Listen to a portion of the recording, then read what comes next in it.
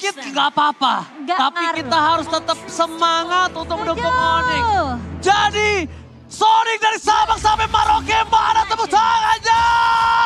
Let's go!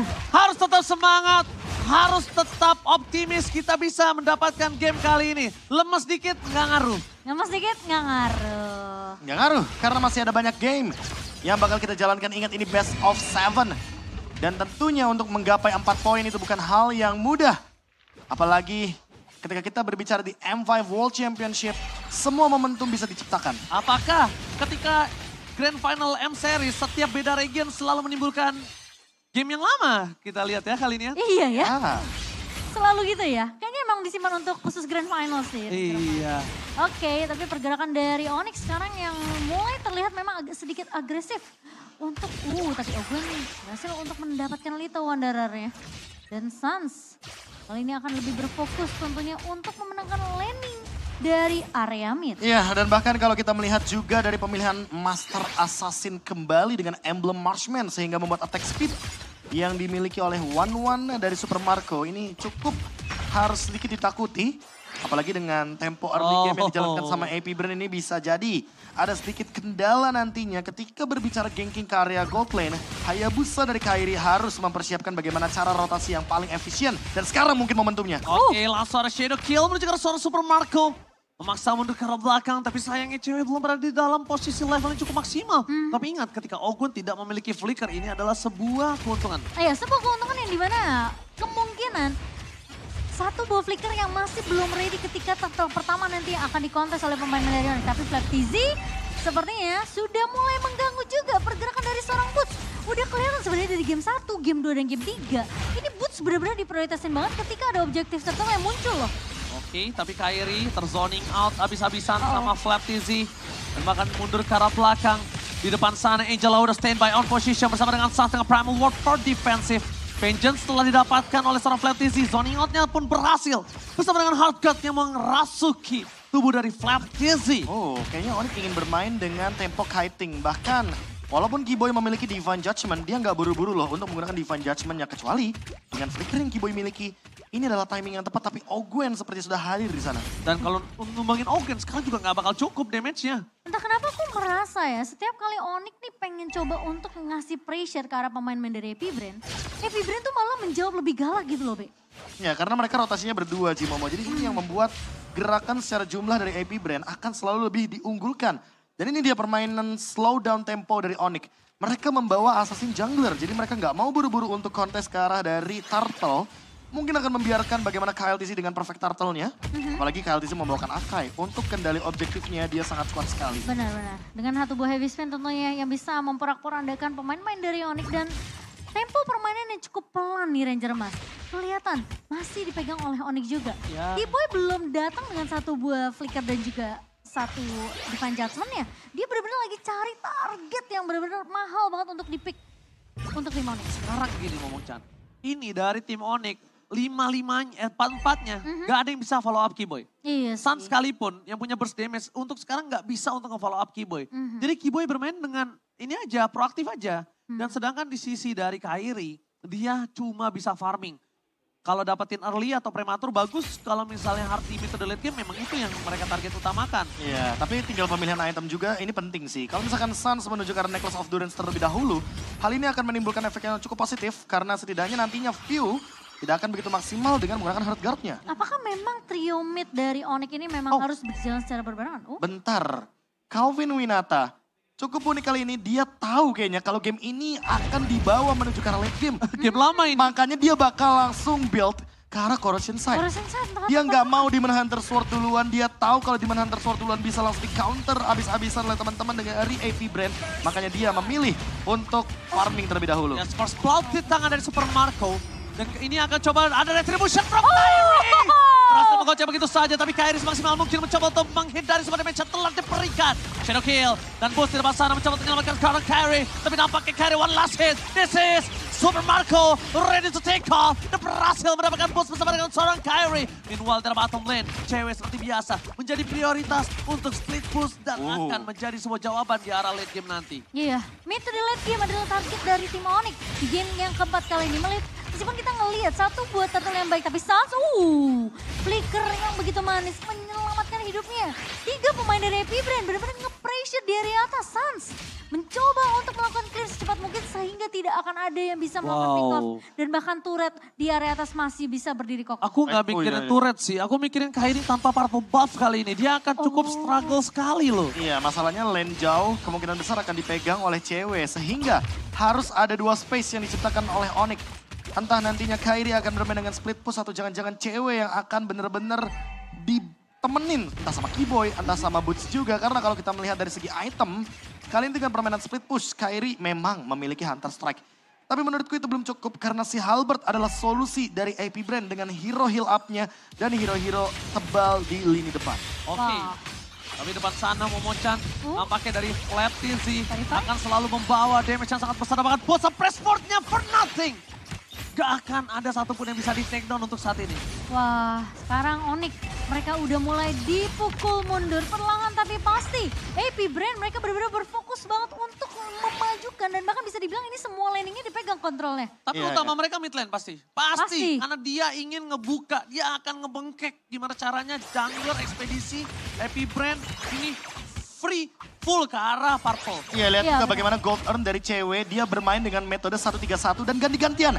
Kairi tadinya di bawah, sekarang Kairinya di top lane. Memaksa untuk Flap TZ join juga di top lane. Sehingga tim fightnya jadi 5 lawan 4.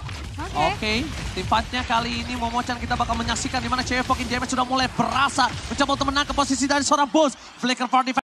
Marshall? Kalau Marshall dari kiri harusnya tadi dari Onyx. Dari sisi Onyx ya? Iya harus dari sisi Onyx. Kalau play-nya ke AP Brand. Oh my god, tapi di sana Boss berhasil ter-take down. Para pasukan dari tim Onyx mereka terperangkap 3 orang hilang. Triple kill from Super Marco. Mencoba mendapatkan Maniac, tapi nampaknya Super Marco too strong kali ini. Wah, dan 3 pemain dari Onyx hilang, Be. What's going on? Iya, pause yang terjadi juga mempertanyakan juga bagaimana apa yang terjadi juga di area turtle. Dan bahkan kalau kita lihat yang last hit dari turtle-nya kemungkinan besar tadi ada di view kayaknya. Atau bahkan jangan-jangan di retribution dari Kaltisi. Karena Kaltisinya baru menggunakan retributionnya sekarang. Wah, dengan tumbangnya turret di area mid.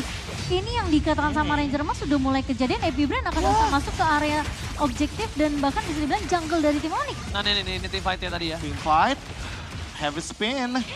Bahkan counter setup yang dijalankan oleh teman-teman dari AP Brand. Ya benar, last hitnya ada di view. Oke, berarti tadi kondisinya adalah di mana sekarang Kairi pun juga nggak punya Quad Shadow Momochan. Retribution dari kedua jungler tidak digunakan soalnya. Iya, dan udah dibengkek kali ini. Ekspedisi jungle udah pasti akan lancar menuju ke arah purple buff dari Kairi. Dan Kairi kali ini dengan kit dari side lane-nya nggak tahu masih kemakan apa enggak sama Flap TZ. Wah, ini Onyx mereka struggle banget, Be. Di menit ke-8 yang memang sebenarnya AP Brand mereka slow kuat untuk di area early-nya. Dan cewek, menangkap ada satu pemain Kaltizi. Di mana Kaltizi akan dipukul mundur aja. Efek dari fight memang sempat menghantui Kaltizi. Namun Kaltizi mencoba untuk lari dari kejaran 3 pemain tim Onyx. Ya, tapi kali ini kayaknya tempo sedikit menurun dan Kairi masih dengan permainan tempo 1-3-1-nya. Damage deal tertinggi masih ada di Suns. Aku ngerasa Onyx nih bisa ngebawain permainan landing jauh dari 2 pemain. Oh, Keyboy terperangkap di sana. Dan langsung saja di all in tanpa ada source skill yang cukup masif. Terperangkap dengan ada onward, para pasukan dari tim AP Brand mereka berhasil mendapatkan keunggulan yang sangat masif. Kenapa? Karena jangkar dari permainan tim Onyx saat ini ada tangan di tangan Keyboy. Dan Flap TZ, dia nggak kenal gentar untuk bisa menangkap semua. Bahkan dengan vengeance yang di tangan dari Flap TZ bakal coba di all in. Para pasukan dari AP Brand zoning out yang sangat mulus membuat mereka berhasil mendapatkan booster. Bahkan kalau ini booster take dan juga dengan passwordnya bersama dengan purple buff itu berbahaya. Dan Kairi, the best thing yang bisa dilakukan hanya apa? Hanya split push. Nah itu yang aku bilang tadi, Onyx mereka di posisi yang benar-benar tertinggal banget. Dari segi network 4.500 dikantongi oleh AP Brand dan bahkan dari Lord yang pertama juga diamankan. So mau gak mau mereka cuma bisa mainin landing jauh dari 2 pemain, yaitu cewek dan juga Kairi. Ya tinggal memainkan bagaimana metode late game yang mungkin bisa mereka jalankan juga. Blade of Despair di Kairi. Ini akan menambah lagi power damage dari Hayabusa. Dan kalau kita melihat sedikit bagaimana keadaan dari cewek yang perlu waktu lebih lama lagi. Minimal mereka harus menahan sekitar 3 sampai 2 Lord lah paling minimal. hingga akhirnya Kairi dan juga cewek mampu untuk melakukan sebuah flanking dengan physical damage-nya. Jadi ada dua pemicu untuk Wind of Nature dari Super Marco. Oke. Bahkan dari Heavy Brand, kali ini mereka mencoba untuk melakukan split push di 3 lane yang berbeda. Di arah bottom lane dengan adanya Sun, tapi tidak sekuat itu dari segi posisi high ground mereka. Mereka cuma punya cewek. Dan sedangkan Bulls menjadi badan, sekarang menjadi bulan-bulanan badan dari tim Heavy Brand. Dia nggak kenal takut. Dan bahkan kalau Bulls nunjukin batang hidungnya sedikit aja itu akan di all in. Lihat Shadow Kill hanya untuk clear minion. Karena sekarang yang dilakukan Onyx cuma bisa bertahan. Karena dia akan coba ada invasi di arah bottom lane. Okwen. Udah ada Council Gaming pun terjadi. Bulls mencoba untuk menangkap dengan adanya Energy Eruption. Dan clear minion menjadi sebuah jawaban di arah bottom lane. Wah, aku benar-benar nunggu momennya Keyboy sih, Be. Untuk narik dengan satu body fine judgment. Dan kemungkinan kita harus berharap AP Brand mereka bisa dapetin satu momen blunder dulu deh. Karena posisinya ini mereka juga mainnya disiplin banget dari AP Brand. Iya, atau setidaknya bermain dengan posisi 3-2 kali ya. Kalau kita 3-2. lihat dari Flaptizi kan dia juga bermain dengan Tamus. Dan lumayan sering terpancing juga ketika Kairi melakukan split push.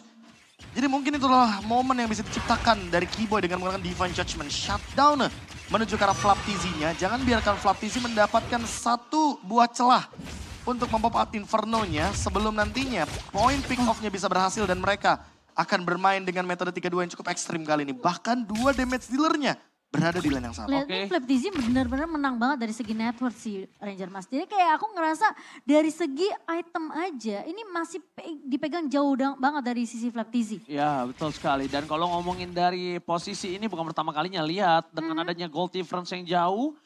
Dengan 1 berbanding 8 poin kill, it's okay no problem. Tapi 1 poin yang sangat berhasil didapatkan Onyx. Udah menit 12.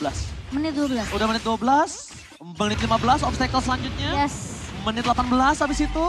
Ketika menit 20, 22 itu akan jadi posisi yang sama. Dan sekarang ini adalah salah satu obstacle yang harus dia lewatin. Lewat gak nih menit 12? Tapi yang aku Keyboy lihat. takutkan itu sih Ji. Karena bisa dibilang di game pertama sama game ketiga. Oh, Keyboy ketahuan. AP Brand, oh.